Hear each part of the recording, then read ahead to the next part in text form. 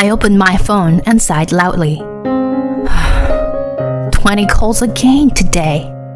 The screen shows a large number of incoming calls.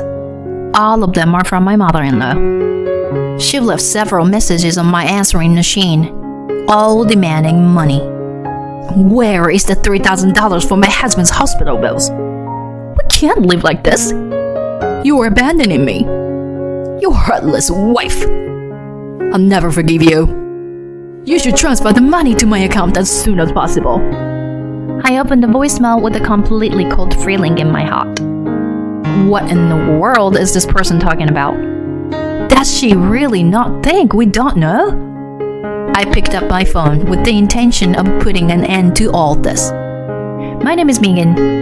I'm 30 years old and I work as a freelance web designer. I've loved drawing since I was a child. And after graduating from high school, I enrolled in a design school. After graduation, I worked for a production company, but left 2 years ago and started working as a freelancer. At the time, I was quite reluctant to quit my job, but it was my husband, Robert, who gave me the push I needed. I met Robert 5 years ago, and after 2 years of dating, we were now married. After a year of being a married couple, I began to worry about my career and asked him for advice. Hey, Robert, I don't like the way the company is structured and I'd like to start my own business. Is that too risky? Of course not. There are plenty of people working freelance nowadays. That may be true, but if it's just me, it's fine. But now I'm married and living with you, Robert. I don't want to trouble you. It's something you can pursue because you're married. You're not alone. If you fail at starting your own business, wouldn't it make you feel a little better to know that I'm there for you? I think you should do whatever you want to do. You're still young, and if you fail, you can start over as fast as you want. These words from my husband encouraged me to take this opportunity to make a decision to turn my life around. When I first started freelancing, things didn't go well, and my salary was zero for days on end. Even so, I used the social media and advertised on my blog and website. And gradually, the number of requests for design and restoration work increased. 2 years have passed since then. And what started out as cheap restoration commissions have now grown to several $100s per commission, sometimes even $1,000. Of course, there is joy in the constant flow of work. But more than that, I was filled with gratitude to my husband. Then one day, I was working during the day when I received a call on my phone from an unknown number. I answered the call, taking into account the possibility that it was a work-related call, since it was not blocked. Yes, hello? Then I heard a familiar voice on the phone. Oh, hello, Megan? It's Linda. Linda? How did you get my number? I asked Robert for it. I need to talk to you for a minute. Can you hold on a second, please? I quickly opened my phone to find a message from my husband. When I checked the contents, it said, "My mom asked for your contact information, and I gave it to her. And I also included my mother-in-law's phone number." I put my phone to my ear again and continued talking to my mother-in-law. "I'm sorry, Linda. I didn't check the message from Robert." "It's okay. I know you're busy at work. Robert told me that you've been busy with more and more work since you started freelancing." Well, thankfully, with Robert's support, I've been able to do what I want to do. Wow, that's just perfect. Huh? I was curious about my mother-in-law's expression, so I asked her about it, and she immediately opened her mouth. "Actually, I haven't told Robert yet, but his father, Stephen, is not doing so well." "What's wrong with Stephen?" "He went to the hospital the other day and they found out he had cancer. And he said he didn't want Robert to find out about it." "Oh, so that's what happened? Oh my gosh. Shouldn't he get treated as soon as possible?" "Yeah, I know. But I don't have any income. And his savings. Well, he built you guys a house when you got married. So now he doesn't have any." She's right. The house we are living in now was billed by my father-in-law as a wedding gift. He didn't say anything about the money. That's why my husband and I didn't think his savings were that low. We never imagined that he would be unable to treat his illness because of the house he built for us. As I was feeling sorry for him, my mother-in-law continued. I'm sorry, but I'd like you to help pay for Steven's treatment. What, me? We've already spent most of our savings on your new house. And Steven doesn't want Robert to know he's sick. But I think it's better to let Robert know about the illness than me. I'm just trying to be considerate of Steven's feelings. Come on, Megan. If you're so busy every day, you must have lots of income. I mean, I'd be lying if I said I didn't make a lot of money.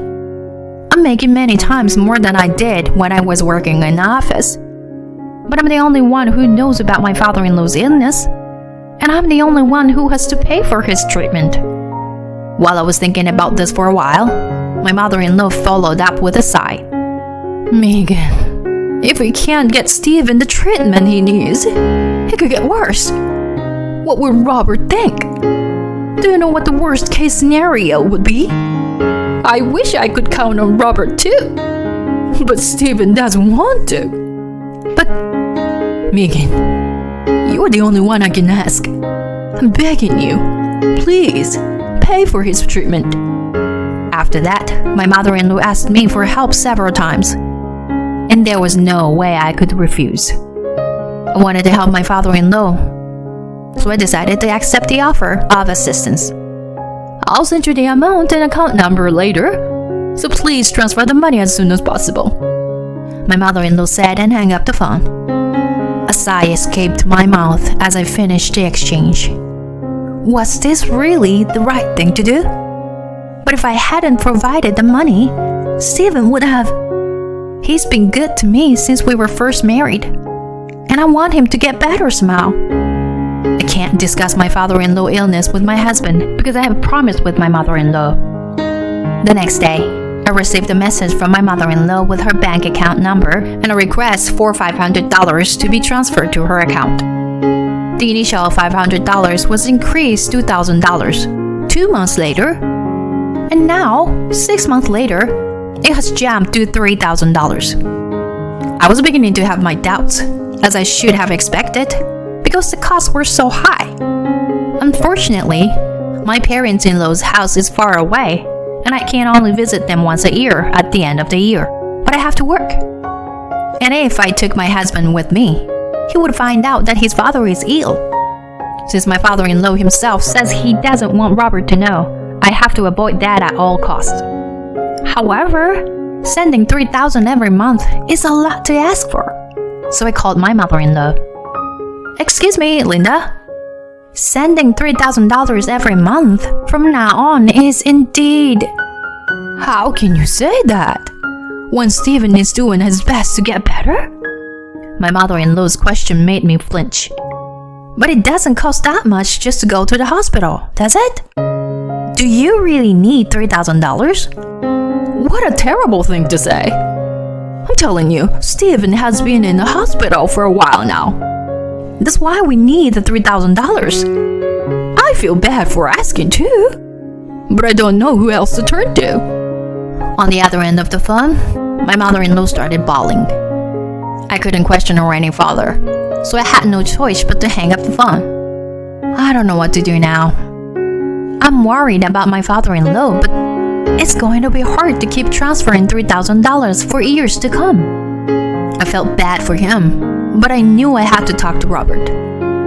That night, I decided to confide in my husband. He came home after 8 p.m., and I immediately started talking to him. Hey, Robert, it's about your father. My dad? What's wrong? I was wondering if you'd like to go see him? Maybe this weekend? What's going on? It's the end of the year in a few months. And then we'll go visit anyway, right? No, but by then the cancer... My husband's eyes widened and asked me questions. So I told him that my mother-in-law had called and that I was transferring a large sum of money every month. Then my husband hurriedly took his phone and started calling my parents-in-law's landline. My father-in-law doesn't have a smartphone, so that's the only place he can be reached. But no matter how many times we called, there was no answer. I suppose that's just as well. According to my mother-in-law, my father-in-law is in the hospital. So I called her and she didn't pick up, which made me nervous. We decided to go to my parents-in-law's house on the weekend. My husband rang the intercom as soon as we arrived.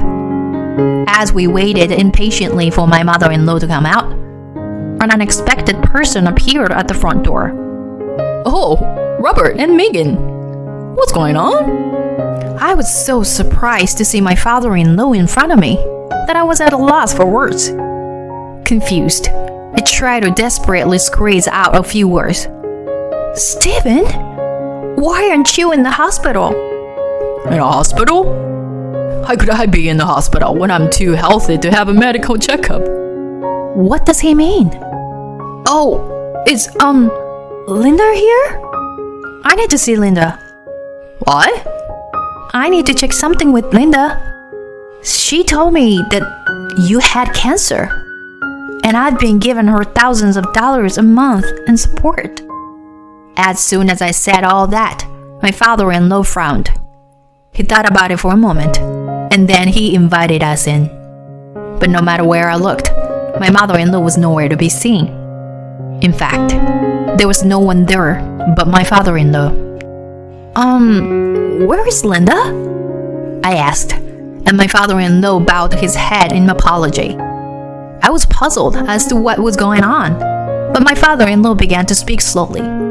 Actually, we're spreading right now and thinking of divorce. She's been spending all my savings in my account. No way! But Linda told me you had cancer, and I was transferring $3,000 every month to pay for your treatment and hospital stay. I called and no one answered the phone, so that's why we came today. That's all a lie. I don't know where she is now, but we started living separately about 6 months ago. I didn't want you guys to worry, so I kept it quiet. The phone at home just broke the other day, and I'm trying to fix it. So you're saying that Linda's whole story is a lie? Yeah, that's right. She probably lied to get the money transferred to her, and she's probably living off of it somewhere right now. I was speechless at the truth. I had no idea that my mother-in-law had been deceiving me for 6 months. The moment I realized what had happened, my blood started to boil. I couldn't believe it. That it had all been a lie. She told me that Stephen's savings account was empty. But in the end, it was her who spent the money. This is unforgivable. I'll never transfer any money to her again. I couldn't stop being angry at the fact that she lied about my father-in-law being sick and used me for her own convenience. After talking it over with my father-in-law and my husband, I decided to stop any more transfer to my mother-in-law. We also decided to ignore any contact from my mother-in-law. Even after a month had passed since I stopped the transfer, my mother-in-law still called me every day. She was so persistent that I set my phone to silent mode and went about my business. The number of calls from my mother-in-law increased day by day, and on this particular day, I opened my phone again and sighed heavily. There were 20 calls today, and the screen would show a large number of incoming calls. All from my mother-in-law, of course. Several of them had messages left on the answering machine, all demanding money. Have you paid my husband's hospital bill of $3,000 yet? We can't live like this. Are you going to abandon us? You heartless wife. I won't forgive you. You should transfer the money to my account as soon as possible. I opened the voicemail with completely cold feeling in my heart. What in the world is this person talking about? Does she really not think we don't know? I guess it's not a good idea to keep her on her toes any longer. Determined to put an end to all this, I picked up my phone and called my mother-in-law. And my mother-in-law answered the phone as if she had been waiting for me. Hello. Why are you ignoring my calls? Don't you care about Steven? I don't think she realizes that my husband and I already know the truth. I responded in a nonchalant manner. Linda, please come down. How can I be calm? If you don't transfer the money, Steven will be kicked out of the hospital. What are you talking about? Isn't Steven fine? Huh? Megan, what are you talking? You lied about the cancer in the first place. Did you think that since we live so far away, we wouldn't find out? My mother-in-law must have sensed something bad from what I said. Her bossy attitude disappeared, and she became somewhat distant. Megan, I'm sorry, but I think I misspoke. Steven is not actually in the hospital, but it's true that he has cancer, so... Oh, I see. Steven said he was completely healthy though. Yeah, no, just wire me the money. Otherwise, we can't survive. You mean you can't survive, right? You've been spending Steven's savings, and now you're trying to rip me off too. How do you? Because I talked to Steven in person. He was a little plumper than when I saw him at the end of last year. He says it's because he's less stressed now that you're gone. Even my mother-in-law started to wince when I told her that much. I knew I was wasting my time talking to her, so I said, I'm not going to do what you say anymore. I have no intention of helping you or having anything to do with you in the future. So please, don't contact me again. Oh, and I will charge you for all the money I have transferred so far. Wait a minute. If you do that, my life will... I don't care about that. Steven and Robert are fed up with you. They want nothing to do with you ever again. So, from now on, you're on your own. Goodbye. Megan, wait a minute. I interrupted my mother-in-law, who was already in the middle of a sentence, and I hung up the phone. I blocked her number and cut off all relations with her. Afterwards, my father-in-law and mother-in-law officially divorced. I consulted a lawyer and demanded full repayment of all the money I had transferred to my mother-in-law. Apparently, my mother-in-law had contacted my father-in-law to ask for a loan as well. And thanks to him, we were able to locate her current address. Since it was too much to pay back in one lump sum, my mother-in-law had to go to work. She has been a housewife all her life, and there is no way she can get a full-time job now, so she is working several part-time jobs to make ends meet. I hope that she will spend the rest of her life paying back the money and reflecting on her own actions, but she's still as busy as ever. Now that my mother-in-law is gone, my days are back to being peaceful. My husband and I are talking about scheduling more frequent visits to my father-in-law's house in the future. While my father-in-law is still in good health, I want to show him as much filial piety as I can.